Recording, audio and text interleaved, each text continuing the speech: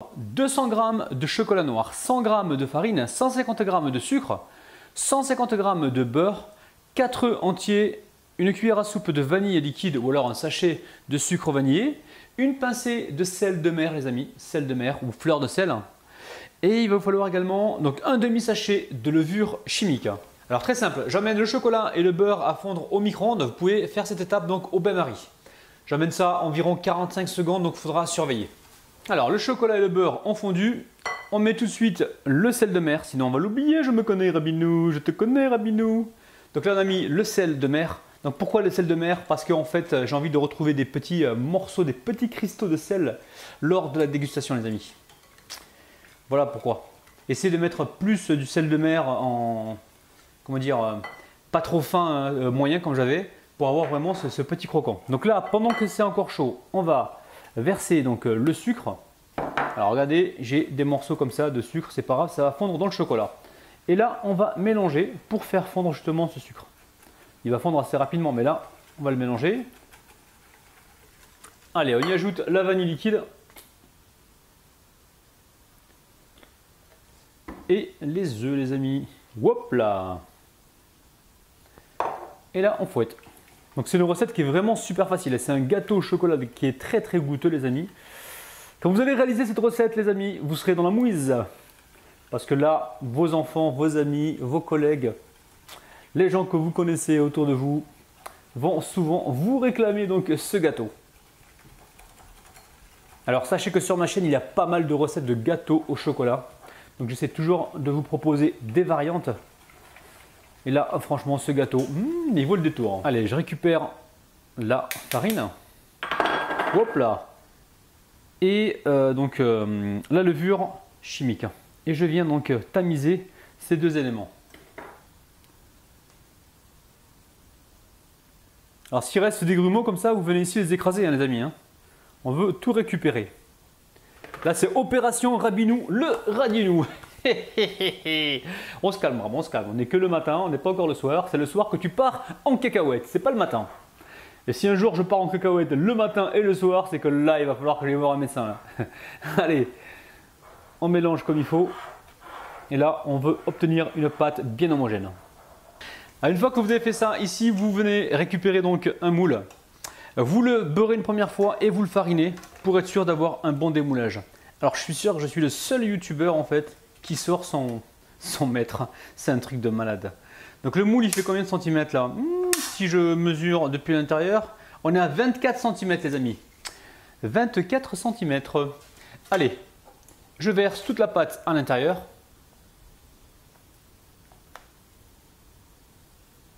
Et là vous pensez les amis à préchauffer le four à 175 degrés ou 170, ça tout dépend des fours que vous avez.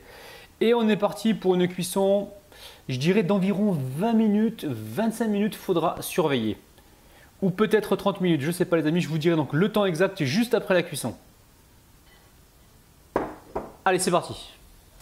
Alors mon gâteau a cuit au bout de 22 minutes les amis, hein. Donc il faudra vraiment être vigilant. Donc 22 minutes à 175 degrés. Donc là j'ai mis la pointe d'un couteau pour m'assurer de la cuisson. On va pouvoir le démouler donc directement sur l'assiette les amis. Hein. Ne démoulez pas sur la grille parce que comme c'est un gâteau qui est ultra moelleux, ultra fondant, on ne veut pas de mauvaises surprises. En parlant de mauvaises surprises, j'ai l'impression que le gâteau ne s'est pas encore décollé. Ouh là là! Ah non, descends, descends s'il te plaît, s'il te plaît. Ne me la fais pas à l'envers s'il te plaît, pour mes abonnés s'il te plaît. Tu es en train de me faire taper la honte. Gâteau, descends. Descends. Oh, j'ai entendu le petit bruit qui m'indique que le gâteau est peut-être démoulé les amis. Oh, oh, oh. On va compter jusqu'à 3. Wahed, zouch, tlata. Oh, oh, oh, oh. Pas mal du tout les amis. Donc là pour l'instant on va le laisser refroidir complètement. Et ensuite on va pouvoir donc y mettre par-dessus un petit glaçage. Voilà les amis. Alors vous inquiétez pas, hein, si jamais votre gâteau, une fois que vous l'avez sorti du four, est gonflé puis après il redescend, c'est normal. L'effet est normal, il n'y a aucun problème. Mais assurez-vous que le gâteau soit cuit quand même. Hein.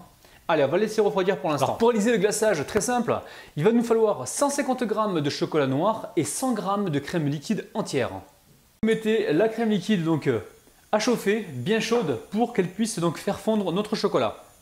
Attention, ne montez pas trop la température. Allez, ma crème est chaude. Maintenant, je verse directement le chocolat coupé en petits morceaux. Plus il sera coupé fin et plus facilement il va fondre. Alors là, je récupère une petite cuillère en bois. Je mélange comme ça pour faire fondre mon chocolat. Alors logiquement, quand vous faites ça, vous attendez 30 secondes à 1 minute de façon à ce que tout soit fondu. Et ensuite, hop, vous lissez donc au fouet ou à la cuillère en bois. Ben justement, c'est ce qu'on va faire les amis. On attend un petit peu que le chocolat fonde et ensuite on viendra le lisser. Allez, on mélange rapidement pour essayer d'avoir une préparation donc bien lisse. Et surtout, on n'hésite pas à récupérer donc le fouet ou autre chose pour lisser. Hop là. Utilisez ce que vous avez les amis dans vos tiroirs. Donc là, c'est pas mal. Là, on attend 2-3 minutes les amis que le glaçage s'épaississe légèrement pour qu'on puisse donc l'étaler sans difficulté sur notre gâteau les amis. Allez, regardez un petit peu le glaçage. Là, il a un petit peu épaissi. Allez, je récupère la spatule et je viens étaler donc ce glaçage par-dessus comme ça. Ça va nous masquer tous les petits défauts. Si jamais vous voyez des miettes comme ça, n'hésitez pas à les retirer les amis. Et ensuite, délicatement, on vient en mettre sur les côtés. Alors sur les côtés les amis, si vous n'êtes pas doué comme moi, vous pouvez prendre un pinceau, il n'y a aucun problème. On va essayer de ne pas trop salir l'assiette, sinon on aura double travail tout à l'heure pour le nettoyage.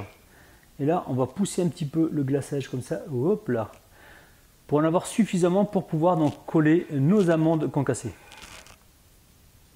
Alors les amis, si vous avez travaillé comme un petit hallouf, comme moi, vous venez ici nettoyer donc tout ce qui dépasse. Alors cette opération, faites-la directement sur une assiette. Parce que si vous la mettez sur la grille après pour transvaser donc, le gâteau glacé, donc gâteau glacé c'est le glaçage les amis. Vous allez vous en mettre partout et vous allez être vachement embêté. Allez, ici je récupère donc mes amandes concassées et je vais venir en mettre sur le pourtour. Alors on va essayer de travailler proprement parce que Rabinou là il travaille comme un halif en ce moment là. Ouh là là Rabinou, tu vas prendre la fessée mon gars. Allez, on va essayer. Hop là. Alors vous inquiétez pas pour le surplus, on va venir le récupérer. Pas de gaspillage chez Cuisine Rapide les amis. On fera la peine le côté. Oh là là les amis. Bon les amis, le gâteau donc est décoré. Maintenant j'ai envie de faire un truc. Alors j'ai envie de prendre la fourchette et faire des petits traits comme ça. Et là je suis sûr qu'il y en a qui vont me dire ouais mais non tu vas gâcher le glaçage. Et non loulou.